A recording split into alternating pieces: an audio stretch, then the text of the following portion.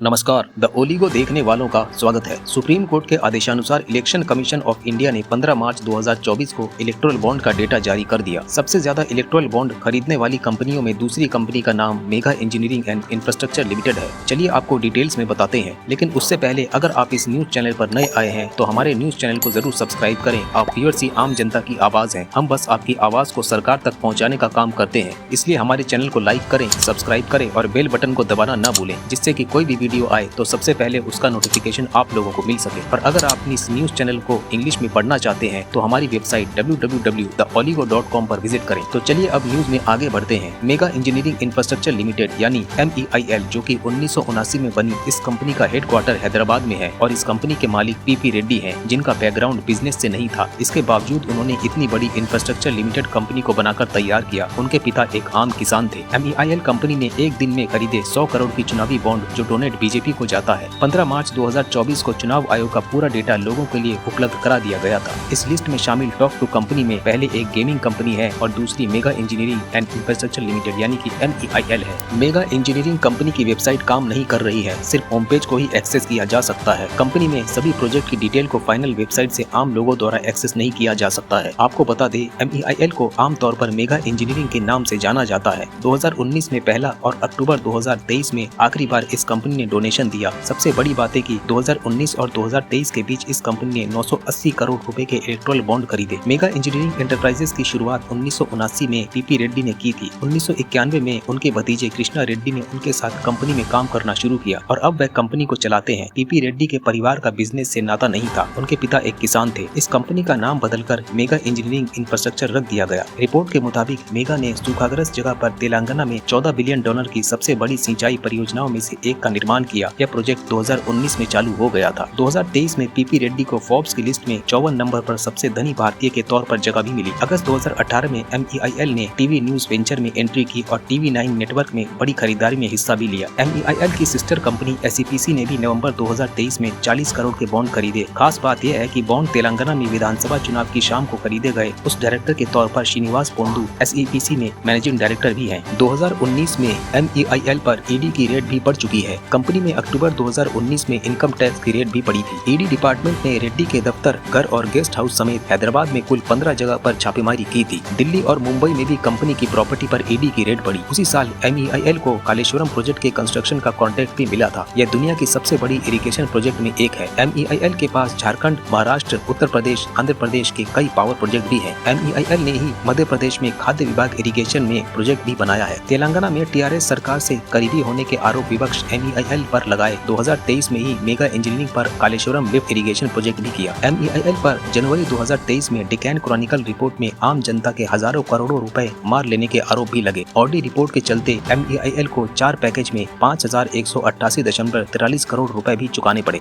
Mega engineering को एक और महत्वाकांक्षी 4509 करोड़ वाला हिमालय के पास जोजिला टनल बनाने का प्रोजेक्ट हासिल हुआ और उसने पूरा भी किया। नितिन गडकरी ने भी संसद में 2022 मार्च में MEIL की तारीफ की थी। जी हाँ, सड़क परिवहन और राजमार्ग मंत्री नितिन गडकरी ने संसद में हिमालय के पहाड़ों में जोजिला टनल बनाने की अनुमानित लागत करीब 12,000 करोड़ रुपए बताई थी। नितिन गडकरी ने कहा कि मुझे बताते हुए बहुत खुशी हो रही है कि हैदराबाद की मेगा इंजीनियरिंग कंपनी ने अपनी योजना के जरिए हमारी सरकार के 5,000 करोड़ रुपए बचाए हैं। मेगर में जिस कंपनी ने कॉन्ट्रैक्ट जीता, 5 लोगों ने टेंडर भरे, कंपटीशन हुई और हैदराबाद की एक मेगा इंजीनियरिंग करके कंपनी उन्होंने काम लिया और फारूक साहब, इस एक ही काम में हमारी सरकार ने एस्टिमेट कॉस्ट से 5,000 करोड़ रुपए की बचत की और ये करके दिखाया।